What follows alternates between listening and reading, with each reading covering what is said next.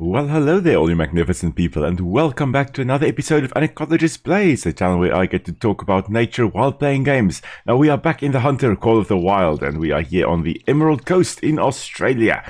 And we are actually here on the Mangrove Coast part of the Emerald Coast, and the Saltfinger Shore to be precise. Now, we are here for a particular reason. We are looking for an animal that is actually quite rare in its natural environment. Unfortunately, it is really also taking over the Northern Territory of Australia. So we're going to walk through here. Ignore the red fox for now. We are going to talk about the red fox at some point, but it's not today. Today, we are going to be walking through this relatively dense forest. Now, it's not as dense as areas like the tropical rainforests around the world. This is a much drier type of forest. You can see there's a lot of leaf litter building up, but not a lot of plants at the bottom here. Most of the plants would actually be in areas where there's a little bit more sun shining, like over here. And that's because we've got a lot of grasses growing over here, not a lot of grasses growing in dense shade. This is actually very, very well done, I must say. But what you've got here is a forest that consists of mostly trees and not a lot of understory, not a lot of plants growing below here. And I think that is actually quite interesting. This is very different from the forest that we've got around where I am, where little seeds will fall on the ground and actually sprout, like this little tree over here, and will sprout and then grow to about 3 meters in height and wait for a gap in the canopy and then shoot up. What the trees in this forest seem to be doing, and this is more of what we call a coarse-grained forest, is the seeds are falling on the ground and they will be accumulating in the leaf litter over here. And they're waiting for a big gap to form. In this case, most likely due to a massive fire coming through this area, burning all the trees. Looks like we've got a few eucalyptus trees up here as well. They would burn quite nicely in a big fire. And so the little seeds are waiting for some kind of major disturbance, something like a fire to come through. And when the fire then does come through and burn the canopies of all the trees at the top here, a lot of them may die, but some of them will survive. But the seeds are then stimulated to go, okay guys, it's time to grow. And then they start growing. There's a red deer as well. We managed to hunt one of those previously, but again, not what we are really after. We are going to continue a little bit closer to the coast. So we are right over here at the moment. I think we'll head to this general area now. But even within this forested area, you've got open spots like this, really grass-dominated landscapes, little clearings, and this is actually what the animal we are hunting for would also be looking. Similar to last time when we were looking at feral pigs, which will also be in open areas where there's nice food to go look for, and then forested areas to take cover in.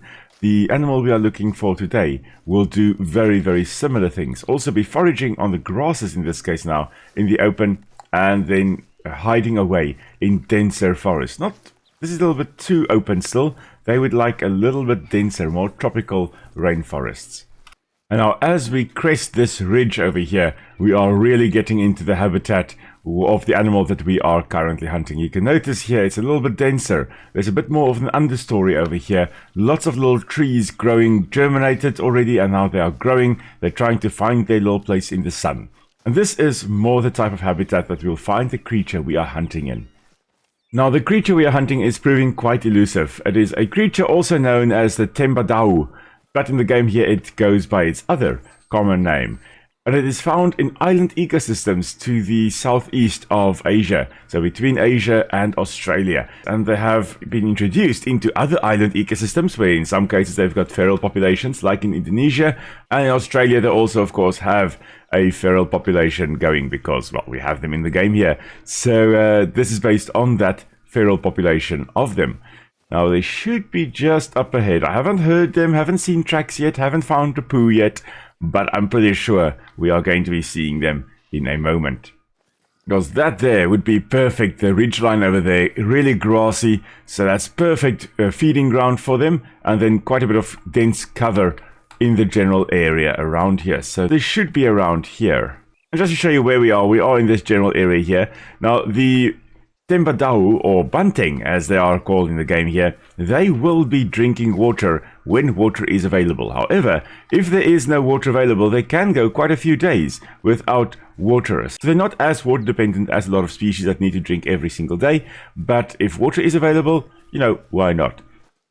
Now, of course, when hunting, you do want to spot the animals before they get to spot you, so it's great to stop every now and again and just look around and see if you do happen to see anything at all, and do also keep in mind the wind direction, because animals have very often got amazing sense of smell where they will be able to detect the faintest odor of a random person in their habitat. So currently the wind is blowing in that direction, but we are going to start heading in that direction over there. We're going to start walking a little bit more to the north, whereas the wind is blowing, it's a westerly wind, it's blowing towards the east, and animals to our right hand side will be able to smell us, but animals where we are walking, in the direction that we are walking, will not be able to smell us. So yeah, always just keeping that in mind.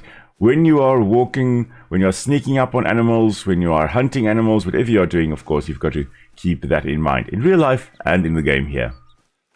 Now, we're getting quite close to the coast here, and this is just a massive grassy area, perfect grazing area for the Banteng. However, no sign of them yet. But getting closer to the coast actually makes sense, because the Banteng have been known to actually go and drink seawater, which is such a strange thing to do. But they will do that if they are shorting any salt in their diet. So they are very often attracted to salt licks in areas where they occur, either naturally or ferally or domesticated. But in areas where they don't have access to salt licks or enough salt in their diet, they've been known to drink salty seawater, or, in some cases, even eat kelp that have washed up on the shore. So they've got a way of getting enough salt. Now we're just going to keep on walking along this grassy grazing area of theirs, and we'll hopefully find them up ahead, and hopefully we'll find them soon.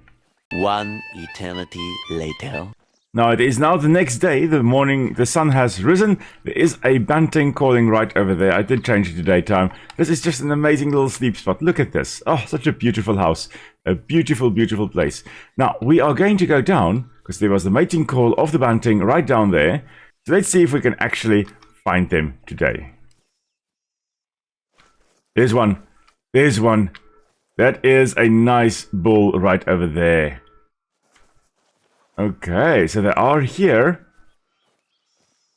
He's calm and traveling. So where there's one, there may be a few more. Very similar to buffalo, where they can form bachelor herds or males together. But then they also do occur in little family groups with one male in that herd of Banteng. Now, there appear to be some more over to that side. There we go. There's another male, another bull walking along. Now, of course, to answer the question in the thumbnail there, this is not just a normal cow. This is a completely different species. It is also in the Bos genus, so they are related. But the Banteng is a different species altogether. They're not just normal cattle that have gone feral. But like water buffalo and like the normal cattle, they have also been domesticated by humans for use in the meat and as animals to carry heavy burdens. Now, unlike feral pigs, which are really massively destructive in the Australian ecosystem, Banteng are kind of somewhere in between. Yes, they can actually be quite destructive, but some people are also of the opinion that Banteng may actually be helping to keep the forests around. Because they are eating a lot of the grasses in the area, they are reducing the fuel load and therefore reducing the likelihood that some of these forests are going to burn. Now, fire should not be excluded out of these forests, but if fire is too frequent, yes, that may actually be a bit of a problem, and it may prevent the forests from actually regenerating. Because little seedlings will germinate after fire, as I mentioned earlier with coarse-grained forests. They will germinate, but then they'll only get up to a certain point before being burnt again, and then they're going to die. They're not going to... Oh, and there we go. That one is now fleeing. I should have started creeping up on him a little bit. But there should be a few more around here somewhere. I can't believe we haven't seen more of them. Usually they are quite prolific in this area. But anyway, as I was saying, the forests would they not be able to regenerate if they are constantly being burnt. And with the Banteng reducing the fuel load, the fire frequency would be reduced a bit as well, potentially providing enough time for forests to keep on regenerating after fire. Nonetheless, there are a few thousand Banteng in the Northern Territory of Australia, and that is quite a bit more than there should be, which is 0. They're not native to the Australian mainland. They are on the islands to the north of it, but not on Australia itself. As mentioned before, apart from a few rats and a few bats, there are no indigenous placental mammals on Australia. They're all marsupials. Okay, we're just going to turn a little bit to the north here. Hopefully we'll find some along here in this region. We are close to the mangroves as well, and I think next time we are going to head in there and see what we can find there. Of course, if you know the game, you will know what animal we are going to be hunting in the mangroves, but we'll keep that for next time. For now, though, we are still after some Banteng. Ah, there's another one right up there. Calm doesn't know that we are on our way, and it is busy eating. So, typical ruminants, what will happen is the Banteng will, of course, eat, like we can see there, will graze on the grasses, get a whole bunch of grasses into their stomachs. And normally in areas where there aren't a lot of humans, they will be doing this in the daytime, grazing a lot. They're very active during the daytime.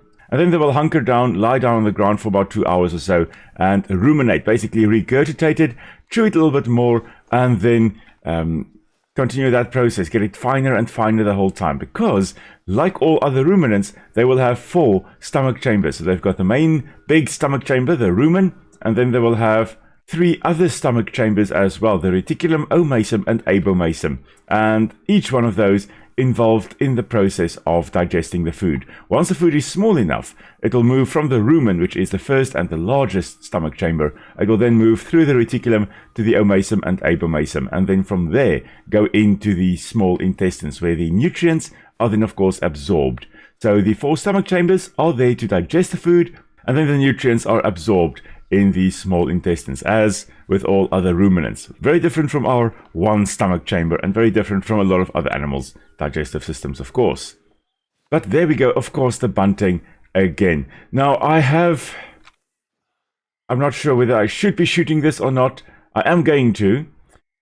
But the Banteng is, unfortunately, quite rare in the areas where they are naturally from. They are also extinct in some of the areas. This one is moving, making it a little bit difficult, but it shoot right over there. And we did get a vital there because that Banteng is basically dead. Now, of course, as I've mentioned, they are endangered. They've actually dropped in population numbers by 50% in the areas where they naturally occur. Oh, there's another one somewhere up ahead, so we're going to sneak up a little bit more. Not sure why they're not running it. We have actually shot something right in this area, so they should be running. So as I've mentioned, they have dropped in numbers quite a bit, and I do feel sad actually hunting them in here. They're classified as endangered in their natural environment, but nonetheless they don't belong in this ecosystem. And again, that really does raise the question, should we or should we not be controlling endangered or threatened species in areas where they don't belong? And the answer is that yeah, if they are having a negative impact, then they should be controlled. And unfortunately, although they are potentially aiding in forest regeneration and keeping the forests around, they are also impacting the natural environment and outcompeting, potentially at least, some species that do occur in this area naturally. So yeah, unfortunately we are going to have to control the Banteng here. So that's why we are sneaking up, hopefully getting another one. There was a bull calling as well, probably the bull in the family group here. Since we did just shoot one of the cows, one of the females, we are probably going to be seeing a bull as well now. Okay, we are approaching the corpse of the one that we have shot. That means there may be some more in the area. Now, they actually are quite aggressive. In the game here, sometimes the bulls will attack and sometimes not. Not sure exactly when and when they won't, but anyway. We're just going to keep a lookout here. In real life, they are also very, very aggressive though. Especially if people do try to approach them thinking that it's just a normal cow. I'm going to go touch that wild thing over there. They don't like that. And they will defend their areas that they occur in. But I can't see the bull in this area, so he may have actually run off. And that brings us to the bunting. Now, females are usually this browner color. Males are very often much darker in color, blackish in color, a little bit of white, a little bit as well. Since they do occur in forested areas, the white spots and stuff, the white backside here, the white backside will help them spot other individuals in the herd so that they can actually keep track of each other while moving through dense foliage. And females in particular, the cows, they will very often be moving through very dense foliage because they are a little bit more slender than the males, and they, along with the young ones, are able to move through dense vegetation a little bit more easily. Oh, but really a beautiful, beautiful creature. Now let's actually go for X-ray vision. Okay, we managed to get the lungs there. Now what we can't see is that the stomach is actually consisting of 4 chambers. Unfortunately, they don't have that really shown here. It's just unfortunately a bit of an oversight in the game here. But anyway, there is the bunting. Females will also have shorter horns than the males, not quite as pronounced, but they do still have horns, and proper horns at that. They're not just little small useless things. They've got nice horns, but the males will have much larger horns. The browner color, the light there, all of that really perfect for living in a forested environment. And this is, it's such a beautiful, beautiful creature. We managed to get a silver trophy there. That's quite nice. Almost a gold trophy. And I've been talking a whole bunch of nonsense, everybody. This is a bull. This is it's a young bull though. Notice the lighter brown color. Yeah, it's still a youngish one. As this one becomes a more mature individual, it would actually be, or should be, a much darker color than this. Oh my word! I've been talking a whole bunch of nonsense. If I had just looked behind there, I would have seen that, yeah, this is definitely a bull. So that's why also the horns are still resembling those of a female. It is a young male. It's not quite fully grown yet. And that's, of course, the male that I heard calling. Yeah, it was this one. Interesting. Really weird that we are not encountering a whole bunch of bunting. We're not encountering any big groups yet. But hopefully next time we will actually encounter a few more. So join Nick and I on Sunday when we are going to be doing a live stream again on Grounded. And then on next Tuesday, of course, I'll be back in Terra Null. And next Friday, back in the Hunter Call of the Wild. For now, though, this is where we are going to be ending it. So thank you very much, everyone, for joining us on our little adventure over here in Australia. Hope you learned something new. It was great to talk a bit about habitat regeneration or forest regeneration, and also about the bunting. So if you enjoyed the video, please do give it a like. And then, of course, until next time, stay safe, everybody. I'll see you all soon. Bye.